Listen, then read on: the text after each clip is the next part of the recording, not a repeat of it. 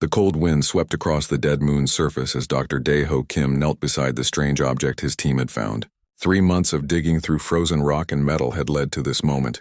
The thing buried deep underground was not like anything he had seen before. "Captain Park, you need to see this," Daeho called into his radio. His breath formed white clouds in the thin air inside his helmet. Captain Sora Park walked over from where she had been watching the horizon.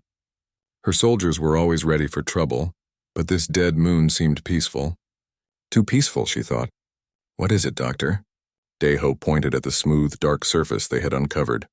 It was bigger than a house and seemed to go deeper into the ground. Strange lines covered its surface, lines that seemed to move when he was not looking directly at them.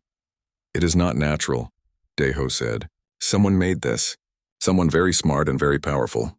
Engineer Tae-min Lee came running from the camp. His equipment had been making strange noises all morning. "Dr. Kim, my machines are going crazy. Every time I point them at that thing, they stop working right." Young Mi Choi, their communications officer, joined them. She looked worried. "I am losing contact with the ship. Something is blocking our signals." Sora felt a cold feeling in her stomach that had nothing to do with the weather. In her 10 years as a soldier, she had learned to trust that feeling. "Doctor, I think we should leave now." But Daeho was already moving closer to the object. As a scientist, he had spent his whole life looking for things like this. Ancient artifacts from dead civilizations were his specialty. This was the find of a lifetime. "Just give me a few minutes," he said. "Taemin, can you scan it without getting too close?" Taemin set up his equipment 20 meters away. The machines made soft beeping sounds as they worked. "It is made of some kind of crystal, but not any crystal I know. It is old, very old, maybe millions of years." The artifact sat in the hole like a sleeping giant. The more Daeho looked at it, the more he felt like it was looking back at him. The lines on its surface seemed to pulse with a faint light. "There," Taemin said, pointing at his screen. "Energy readings. Very small, but they are there. This thing is not completely dead." Sora walked up to Daeho. "Doctor, we have orders to report anything unusual." "This is more than unusual. This is dangerous." "But think what we could learn," Daeho said. "This could change everything we know about who lived here before us, about who built the ruins we find on dead worlds." Young Mi was checking her equipment again. "Captain, all our communications are down. Even the emergency channels, that decided it for Sora. Pack up. We leave in 1 hour." But as she spoke, Taemin's machines began to scream. Red lights flashed on every screen. "Doctor, something is happening." The artifact was changing. The faint light in its lines was getting brighter.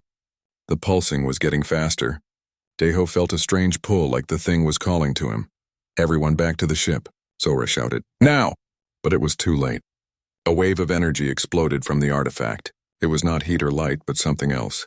Something that went right through their protective suits and into their bodies. Daeho fell to his knees as images flooded his mind. He saw great cities floating in space. He saw ships bigger than moons traveling between the stars. He saw beings of light and energy who could shape matter with their thoughts. The images came faster. War, death, a great enemy spreading across the galaxy like a disease. The light beings fighting desperately to save what they had built. And finally defeat, but not complete defeat. As they died, the light beings did something clever. They hid pieces of themselves and their knowledge across the galaxy. They planted seeds in safe places, waiting for the right time to grow again. One of those safe places was a small blue world at the edge of the galaxy, a world called Earth. The beings changed the people of Earth in small ways. They gave them something special in their blood and bones, something that would sleep until it was needed. Daeho saw it all. The truth hit him like a physical blow. Humans were not just another species that had learned to travel the stars. They were the children of the light beings. They were the heirs to the greatest civilization the galaxy had ever known. The energy wave from the artifact spread out in all directions. It moved faster than light, reaching every corner of human space in seconds. On Earth and the colonies, people stopped what they were doing as strange dreams filled their minds. But the wave did not stop at human space. It kept going, reaching the dark places between the stars where ancient enemies waited. Deep in the Hegemony Empire, alarms began to sound. Overlord Krekstar felt the energy wave pass through his ship and knew what it meant. The signal he had hoped never to feel again was calling across the galaxy. The precursors were returning. Krekstar had heard the stories from his grandfather. How the hegemony had fought for 1,000 years to destroy the light beings and their empire. How they had finally won by poisoning every world the precursors loved. How they had thought their ancient enemy was gone forever. But the precursors had been clever. They had hidden their children among the primitive species at the galaxy's edge, and now those children were waking up. Back on the dead moon, Daiho slowly got to his feet. The images in his mind were fading, but the knowledge remained. He knew what the artifact was. It was a key, one of many hidden across the galaxy, and humans were the only ones who could use it. "Doctor, are you all right?" Sora asked. She had felt the energy wave too, but not as strongly as Daiho. "I am fine," he said, though he was not sure that was true. He felt different. They all did. Like something sleeping inside them had just woken up. Taemin was staring at his equipment in amazement. "Doctor, look at this. My machines are working perfectly now. Better than perfectly. They are showing me things I never knew they could do." Young Mai was nodding. "Communications are back. But not just with our ship. I am picking up signals from all over human space. New signals. Things that were not there before." Sora felt the cold feeling in her stomach again, but this time it was mixed with something else. Excitement, fear, hope. "Doctor, what did that thing do to us?" Daiho looked back at the artifact. It was quiet now, its light dim but steady, waiting. "It woke us up, Captain. It showed us who we really are." He turned to face his team, friends and colleagues who had become something more in the space of a few minutes. "We need to get back to Earth. We need to tell them what we found." But even as he spoke, he knew it was already too late for secrets. The wave had carried its message to every human in the galaxy. Soon everyone would know the truth. Humanity was not alone. They never had been. They were the children of gods, and their inheritance was finally being delivered. The question was, would they be ready for what came next? As their ship lifted off from the dead moon, leaving the artifact behind, none of them saw the other signals that had begun to move through space. Ancient shipyards waking up after millions of years of sleep. Weapons that could break planets stirring to life. And somewhere in the dark between the stars, enemies who thought they had won a war long ago, preparing to finish what they had started. The galaxy was about to change forever. And it all began with a curious scientist and a dead moon that was not as dead as it seemed. Admiral Hyunwoo Song stood in the command center of Luna Base, watching reports flood in from across human space. 3 days had passed since Dr. Kim's discovery, and the galaxy had not been quiet. "Sir, another shipyard just came online," reported his aide, Lieutenant Jin A. Kang. "This one is in the asteroid belt near Titan. That makes 17 so far." Hyunwoo rubbed his tired eyes. He had not slept well since the energy wave hit Earth. Like everyone else, he had felt something change inside him. His mind worked faster now. He could see patterns in the data that would have taken him hours to notice before. "What about the alien signals?" he asked. Ginny checked her screens. Her own changes were more dramatic. She could now interface directly with the computer systems, understanding their data streams like reading a book. "The hegemony fleet is moving, sir. Intelligence estimates they will reach our outer colonies in 6 weeks." The hegemony. Until a few days ago, most humans had never heard of them. Now, thanks to the knowledge that came with the energy wave, they knew the truth. The hegemony was an empire of alien species that had conquered most of the galaxy. They enslaved or killed any race they found, and they were coming for humanity. "How many ships?" Hyunwoo asked. "Over 1,000, sir. Maybe more. Our scouts can only see the edge of their fleet." Hyunwoo felt a chill. The entire human fleet had maybe 200 ships, and most of those were exploration vessels, not warships. Against 1,000 alien battle cruisers, they would last about 10 minutes. But the awakening shipyards offered hope. Each one that came online revealed new technologies that human scientists barely understood. Ships that could travel through folded space. Weapons that fired pure energy. Shields that could stop anything. The problem was finding people who could use them. "Where is test pilot Woo Jin?" Hyunwoo asked. "Base 7, sir. He is trying to activate another precursor fighter." Hyunwoo walked through the corridors of Luna Base, passing windows that showed the construction yards outside. Massive shapes were taking form in the vacuum, built by machines that had waited millions of years to work again. The ships looked like nothing humans had ever built. They were smooth and graceful, like living things made of metal and crystal.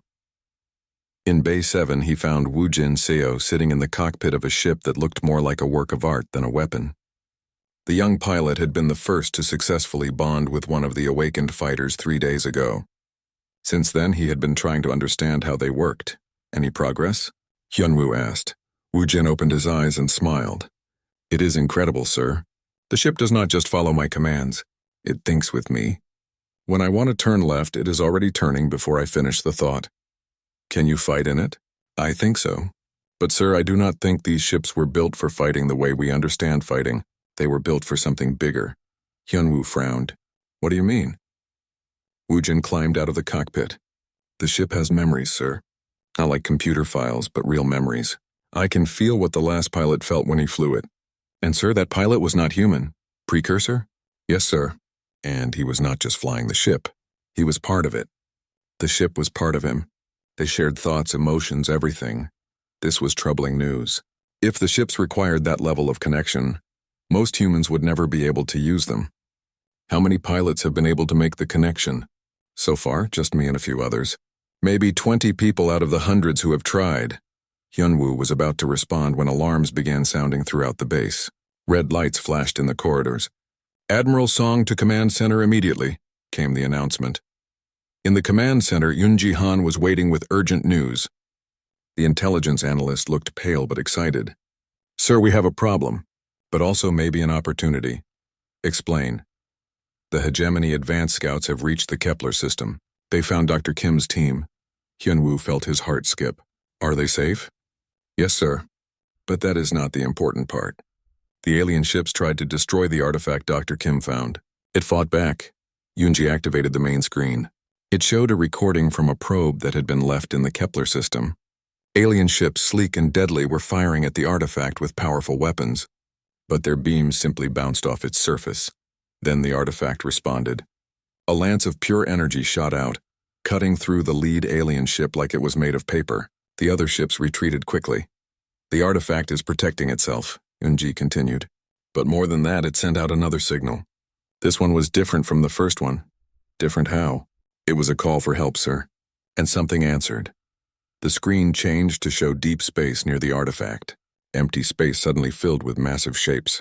Ships bigger than cities appearing from nowhere. Their design was clearly precursor, but they moved like they were alive. Automated defense fleet, Jin'e said quietly. The precursors left guardians to protect their artifacts. How many ships? Hyunwoo asked. We counted 50 before the probe was destroyed, Yoonji said.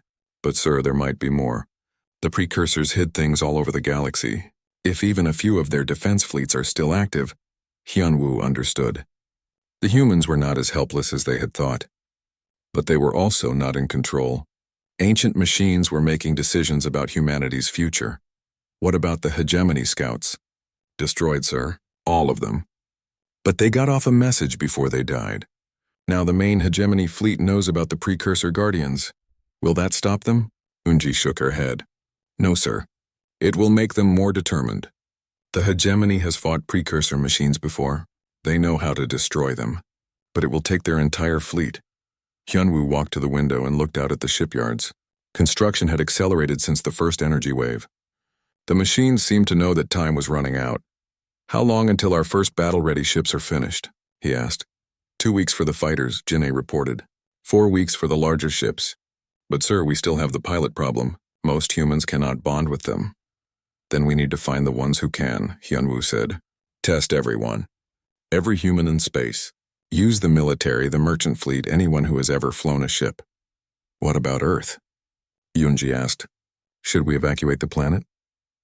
Hyunwoo considered this. Earth had 4 billion people. Even if they had enough ships, where would they go? And running would just postpone the problem. No, he said finally. We make our stand here. This is our home. The precursors chose Earth as their hiding place for a reason. Maybe it is time to find out why. As if responding to his words, every screen in the command center suddenly changed. They showed the same image, Earth viewed from space. But this was not Earth as they knew it. Hidden structures were becoming visible on the surface. Massive geometric patterns that covered entire continents. What are we looking at? Hyunwoo asked. Jin'e was staring at the screens in amazement. Sir, I think Earth itself is waking up. The precursors did not just change humanity. They changed our world. On the screens, the geometric patterns began to glow. Lines of light connected cities, mountains, and oceans in a vast network. At key points around the globe, structures began rising from the ground, not built by human hands but grown from the Earth itself. Planetary defense grid, Woojin said quietly. The precursors turned Earth into a fortress. Hyunwoo smiled for the first time in days. Maybe humanity had a chance after all, but his smile faded as he thought about what this meant. The precursors had not just left them weapons and ships. They had left them a war. Get me all department heads, he ordered, and contact every human colony. We need to prepare for the largest battle in galactic history. What about the other species? Yoonji asked. Surely some of them would help us fight the hegemony. Hyunwoo shook his head. According to the precursor memories, most species were enslaved long ago. The few that escaped are hiding in the dark corners of the galaxy. They will not risk themselves for us. So we fight alone? We have never been alone, Hyunwoo said, looking out at the awakening shipyards. We just forgot who our real family was. As night fell over Luna Base, the construction continued. Ancient machines worked without rest, building ships for a war that had begun millions of years ago. And in the depths of space, both human and alien fleets prepared for a battle that would decide the fate of the galaxy. Fleet Commander Dong Hyun-yu watched his screens as the hegemony ships entered the outer edge of human space. 5 massive vessels, each one bigger than anything humans had ever built. They moved with deadly purpose toward the mining colony of New Seoul. All ships prepare for engagement, Dong Hyun said into his communicator. Behind him, 12 of the new Stormbreaker fighters prepared to launch from their hidden positions in the asteroid field. Commander, are you sure about this? Asked Hye-jin Nam from her fighter cockpit. 12 ships against 5 battlecruisers. Trust the ships, Hye-jin, Dong-hyun replied. They know what they are doing. It had been 2 weeks since the first Stormbreaker fighters came online. Only 30 humans had proven able to bond with them, but those 30 were no longer ordinary pilots. The ships changed them, made them faster, smarter, more aware of everything around them. Enemy ships are scanning the colony, reported Min-ho Jang from the orbital station, where he coordinated their defense. They are not attacking yet. Dong-hyun understood why. The hegemony had expected to find a primitive human settlement defended by simple weapons. Instead, their scanners were showing energy signatures they did not recognize. The lead hegemony ship sent a communication. The translation came through in cold mechanical words. Humans of this world, you will surrender immediately. Your species has been marked for incorporation into the hegemony. Resistance will result in total destruction. Subin Kim, the diplomatic liaison who had stayed with the colony, responded from the surface. We reject your demands. Leave our space or face the consequences. The alien commander laughed, a harsh sound that made the speakers crackle. You threaten us? With what weapons? We have studied your pathetic ships. You cannot harm us. Perhaps you should study harder, Subin said calmly. That was Dong-hyun's signal. All fighters, attack formation Delta. Show them what they missed in their studies. The 12 Stormbreaker fighters dropped their stealth fields and accelerated toward the enemy fleet. Immediately, Dong-hyun felt his ship respond to his thoughts. The neural link that connected him to the fighter was unlike anything he had experienced as a traditional pilot. The ship did not just follow his commands. It anticipated them. When he thought about dodging left, the ship was already moving before he finished the thought. When he imagined firing at a target, the weapons were already charging. This is impossible, he heard Hye-jin say over the communication link. My ship is flying better than I am. Not flying better, Dong-hyun corrected. Flying with you. Let it guide you. The hegemony ships opened fire as the fighters approached. Massive energy beams that could vaporize a mountain swept through space. But the Stormbreaker fighters seemed to dance between the attacks, moving in ways that made no sense to the alien commanders. How are they doing that? Came a transmission from one of the hegemony ships. Our targeting computers cannot lock onto them. Dong-hyun smiled as his fighter twisted through a pattern of enemy fire that should have been impossible to avoid. The ship was not just dodging. It was predicting where the enemy would fire and moving to where the beams would not be. All fighters begin attack run, he ordered. The Stormbreaker fighters dove toward the enemy fleet. Their weapons were not the massive cannons that human ships traditionally used. Instead, they fired focused beams of energy that could cut through any known material. Hye-jin's fighter reached the first enemy ship and fired a single shot. The beam punched through the alien vessel's shields like they were not there. then carved a line from bow to stern. The ship broke apart in a shower of sparks and metal. Shields down. Came panicked transmissions from the remaining hegemony ships. How did they penetrate our barriers? But the aliens had bigger problems. As the Stormbreaker fighters continued their attack, something strange began to happen. The ships started working together in ways their pilots had not planned. "Commander," Heejin called out, "my ship is linking with yours." "I can feel what you are thinking." Dong-hyun felt it too. Not just Hyejin's thoughts, but the minds of all 12 pilots. The ships were creating a network between them, sharing information faster than any computer could process. Suddenly, Dong-hyun could see the battle from 12 different angles at once. He knew where every enemy ship was, what weapons they were charging, where they would move next. The Stormbreaker fighters began to move as one organism, each ship covering the others in perfect coordination. "This is not possible," transmitted the hegemony commander. "No species can coordinate like this in real time." The second enemy ship exploded as 3 fighters attacked it simultaneously from different angles. The third ship tried to retreat but found its path blocked by fighters that had somehow predicted its escape route. "We surrender," came the transmission from the lead ship. "Please, we surrender." "No," Dong-hyun said, his voice carrying the cold authority of someone who had seen the precursor memories. "You do not get to surrender. Not after what your people did to the galaxy." The remaining hegemony ships were destroyed in minutes. When the battle was over, Dong-hyun felt the neural link fade as the fighters returned to normal operation, but he could still sense his fellow pilots in the back of his mind. "Commander," Minho reported from the orbital station, "we are receiving signals from across human space. More hegemony scouts are probing our defenses. But sir, they are not attacking. They are studying us," Dong-hyun understood. The aliens had expected an easy victory. Instead, they had witnessed 12 primitive fighters destroy 5 of their best ships without taking a single loss. They would report back to their fleet, and the hegemony would adjust their plans.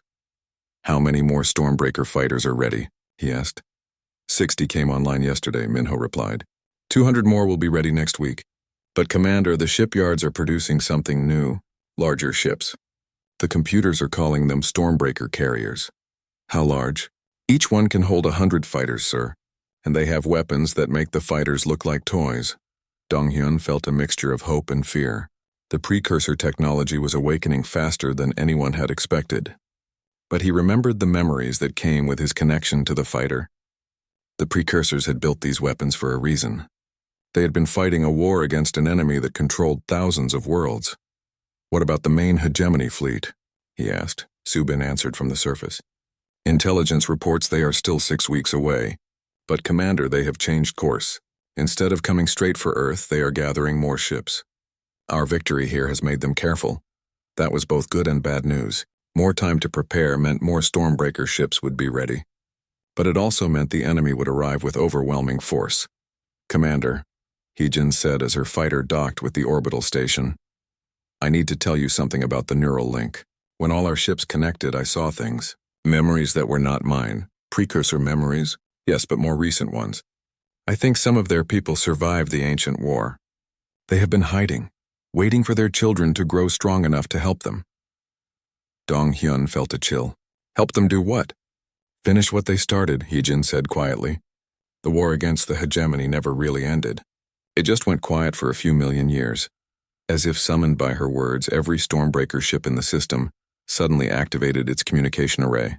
A signal went out across the galaxy, reaching every awakened precursor facility and every human who carried their genetic heritage. The message was simple but filled with ancient power. "The children are ready. It is time to reclaim what was lost." Dong-hyun looked out at the wreckage of the hegemony ships floating in space. This had been just the beginning. The real war was about to start. "All pilots prepare for extended operations," he ordered. "And someone get me a direct line to Admiral Song. He needs to know that we are not just fighting for humanity anymore.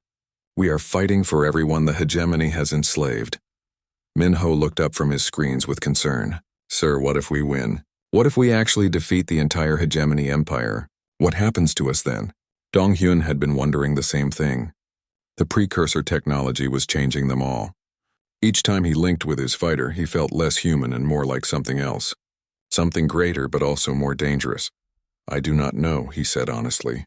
"But right now, that's a problem for tomorrow. Today we have a galaxy to save. Outside the orbital station, more Stormbreaker fighters were launching from the hidden shipyards. Each one carried a pilot who was slowly becoming something the galaxy had not seen for millions of years. The hegemony had awakened their ancient enemy. And this time, that enemy would not be caught by surprise. Fleet Admiral Junho Lee stood on the bridge of the massive Stormbreaker carrier Storm's Heart, watching the hegemony armada approach the Sol system. What he saw made his enhanced mind struggle to process the numbers.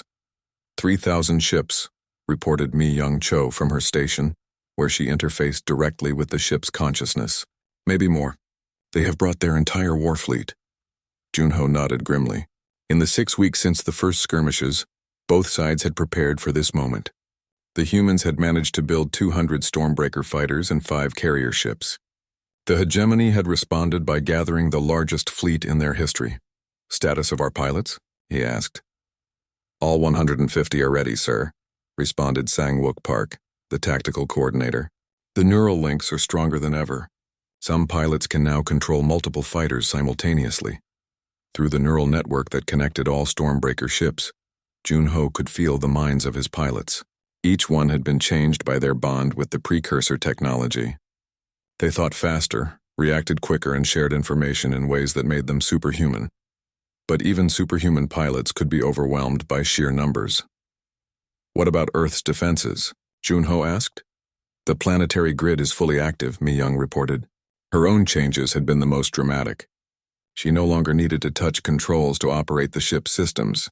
Her consciousness flowed directly through the precursor networks. "The planet is generating a shield that covers the entire system. But sir, it has never been tested against this level of firepower." Captain Bo-Ra Shin approached from where she had been coordinating the fighter squadrons. "Admiral, my pilots are reporting something strange. The hegemony ships are not approaching in normal battle formation. They are arranged in some kind of ritual pattern." Junho looked at the tactical display. She was right. Instead of the standard formations used for space combat, the alien ships were arranged in complex geometric patterns. Patterns that hurt to look at directly. "Mi Young, what do the ship's memories tell us about those formations?" Mi Young closed her eyes and delved deeper into the precursor consciousness network. When she opened them again, her face was pale. "Sir, those patterns are designed to disrupt precursor technology. The hegemony learned them during their ancient war. They can use them to break our neural links." "How long do we have before they are in position?" 2 hours, sir." Junho felt the weight of command settle on his shoulders. He was about to lead the largest battle in human history against an enemy that had spent millions of years learning how to defeat. Precursor technology. "Open a channel to all ships," he ordered across the human fleet.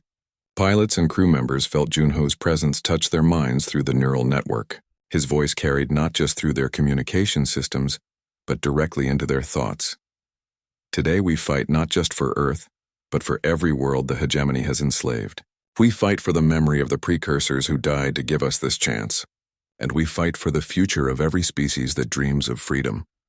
The response came back through the network as a wave of determination that made every Stormbreaker ship resonate with power. "All fighters, launch," Bo-Ra ordered. 150 Stormbreaker fighters streamed out of their carriers like silver arrows. Each pilot felt the familiar sensation of their consciousness expanding as they bonded with their ships. But this time, something new happened. "Admiral," called Sang-Wook in amazement, "the fighters are linking together on a level we have never seen before.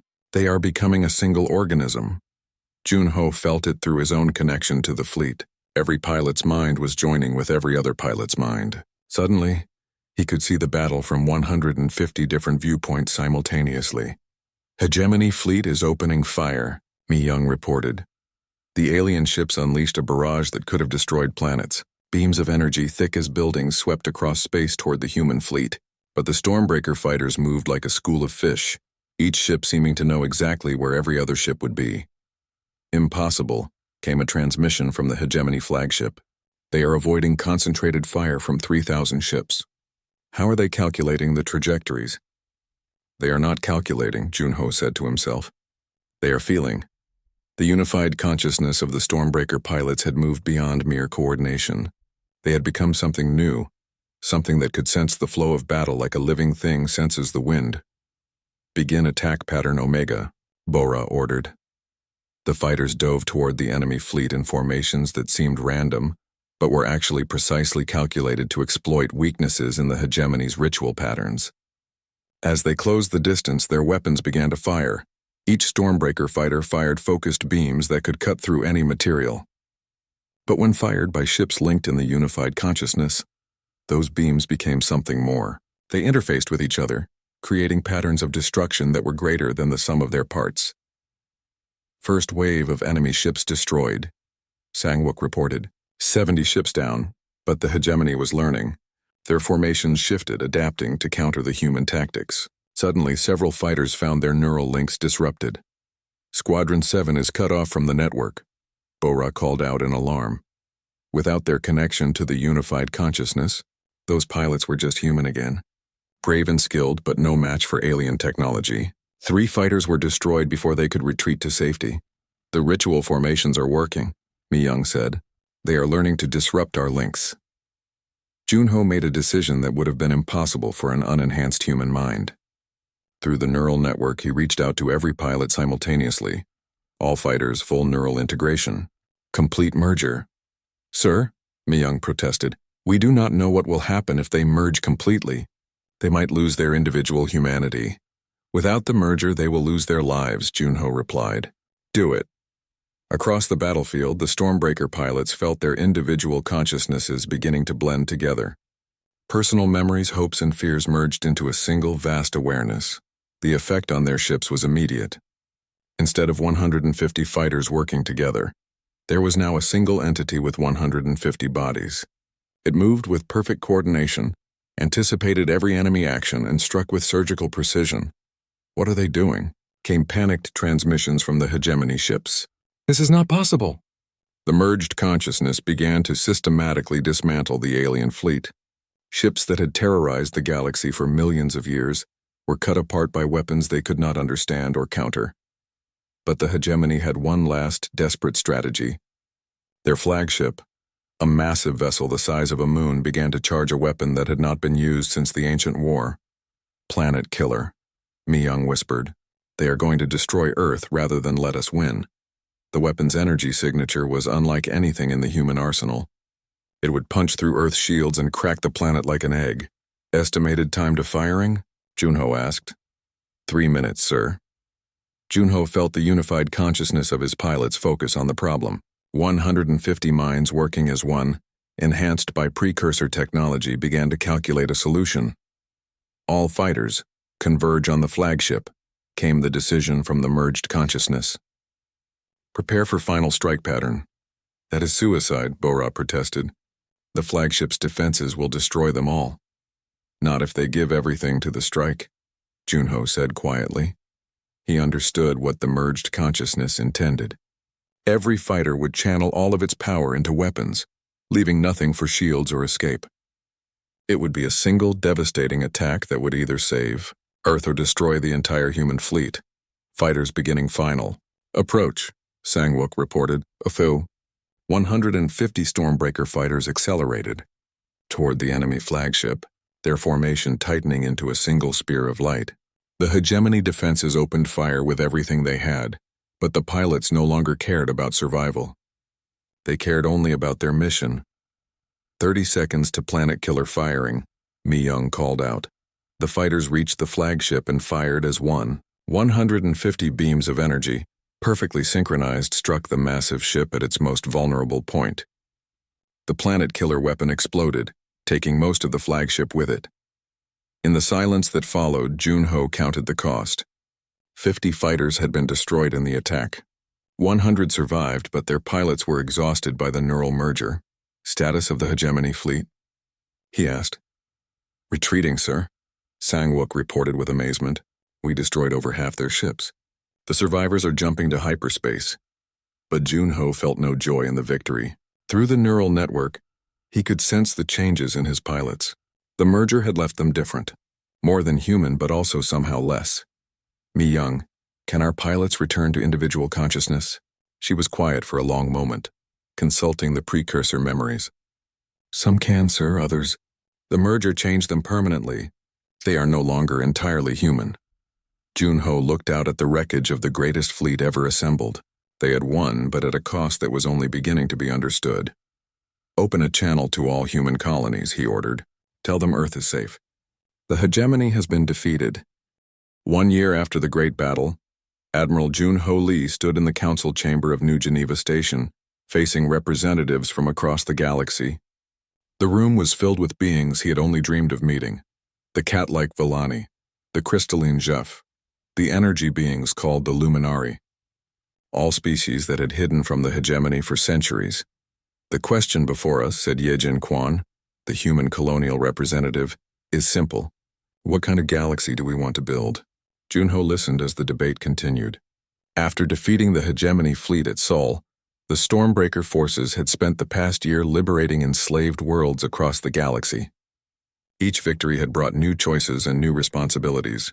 The humans saved us, spoke Veltar, the Villani delegate. But some of our people fear you have simply replaced one master with another. We seek no mastery, Junho replied. Every world we have liberated has been given the choice of independence or alliance. We have forced no one to join us. Yet your ships patrol our space, pointed out Jeff Prime, the crystalline being's voice ringing like crystal chimes. Your pilots, changed as they are, make our people nervous. Junho understood their concern. The Stormbreaker pilots who had survived the neural merger were no longer entirely human. They thought faster, lived longer, and could interface with technology in ways that seemed magical to other species. Some had begun to see themselves as guardians of the galaxy, appointed by destiny to guide lesser beings. Narai, what is your assessment? Junho asked. Dr. Narai. Oh, the xenobiologist who had spent the year working with liberated species stood to address the council. Many worlds are healing from centuries of hegemony rule. The genetic damage, the destroyed cultures, the broken spirits, all of this will take generations to repair. But they are healing. And the former hegemony worlds? Asked Yejin. More complex, Nari admitted. Some species joined the hegemony willingly, believing in their vision of galactic order. They see our liberation as conquest. Others were enslaved so long ago they do not remember freedom. Gunwoo Lim, the young officer who commanded the newest generation of Stormbreaker ships, spoke up from his position near the back of the room. With respect, we are debating philosophy while real problems remain. There are still hegemony holdouts in the Outer Rim, warlords using stolen technology to terrorize isolated worlds, rogue AIs left behind by the precursors. Junho studied the young man. Gunwoo represented the future of humanity. Pilots who had bonded with Stormbreaker ships from childhood, who saw the enhanced abilities as natural rather than frightening. His ships were even more advanced than the ones used in the Sol battle, grown rather than built, shaped by the pilot's own consciousness. What do you propose, Commander? Junho asked. We finish what we started, Gunwoo said simply. The galaxy has been broken for too long. Someone needs to fix it. And who decides what fixed means? Challenged Veltar. You? Your enhanced pilots? The ghost memories of the precursors? The room fell silent. It was the question that had haunted every discussion since the liberation began. The Stormbreaker technology was making humans into something beyond their original nature. Some embraced the change, seeing it as evolution. Others feared they were losing their humanity. May I suggest a solution? Came a new voice. Everyone turned as a figure materialized in the center of the room. It was tall and graceful, made of flowing energy rather than solid matter, the last surviving precursor, awakened from a million-year sleep by the activation of the ancient artifacts. Elder Nalthon, Junho said respectfully, we are honored by your presence. The energy being's form shifted as it spoke. I have watched your debates with interest. You face the same choice my people faced long ago. Do you use your power to rule or to serve? What did the precursors choose? Asked Yejin. We chose to rule, Nalthon said sadly. We believed we knew what was best for the galaxy. We imposed our vision of order on countless worlds, and in the end it led to war and our destruction. But the hegemony was worse, Gunwoo protested. They enslaved everyone. Yes, agreed the precursor. Because they learned from our mistakes. They realized that ruling through fear was more effective than ruling through benevolence. But both are still forms of tyranny. Junho felt the weight of the ancient being's wisdom. What would you have us do? Let the galaxy tear itself apart? Protect but do not control, Nalthon replied. Guide but do not govern. be the shield that stands between the innocent and those who would harm them. But let each world find its own path to healing. Some worlds will make bad choices, Nare pointed out. Yes, the precursor agreed, but they must be allowed to make them. Freedom means nothing if it does not include the freedom to fail. The debate continued for hours, but gradually a consensus emerged. The Stormbreaker fleet would continue to exist, but as guardians rather than rulers. They would protect trade routes, stop pirates and warlords, and defend any world that asked for help. But they would not impose governments or demand tribute. What about the pilots? Asked Gunwoo. Some of them enjoy their enhanced abilities. They do not want to give up the neural links. They should not have to, Junho decided. But they must understand that with great power comes great responsibility. We will establish codes of conduct, rotation schedules, and regular evaluations. No pilot will serve more than 5 years without a break to reconnect with their basic humanity. And if some refuse, pressed Veltar, then they will be relieved of duty, Junho said firmly. The ships serve humanity, not the other way around. As the council session ended, Junho found himself alone with the precursor elder. Did we make the right choice? He asked. You made a human choice, Nalthon replied. That is what matters. My people forgot our essential nature in our pursuit of perfection. You must not make the same mistake. What will you do now? Junho asked. Will you help us? I will advise when asked, the precursor said. But this galaxy belongs to the living, not to the ghosts of the past. You must find your own way forward. 6 months later, Junho stood on the bridge of his flagship as it patrolled the borders of what had once been hegemony space. The Stormbreaker fleet now included ships crewed by volunteers from dozens of species. Humans still provided most of the pilots, but Volani navigators, Jeff engineers, and Luminary communication specialists worked alongside them. Admiral, reported Gunwoo from his fighter squadron, we are receiving a distress call from the Vega system. Pirates are attacking a merchant convoy. All ships set course for Vega, Junho ordered. Standard rescue protocol. As the fleet jumped into hyperspace, Junho reflected on how much had changed. The galaxy was still dangerous, still broken in many places. But it was healing.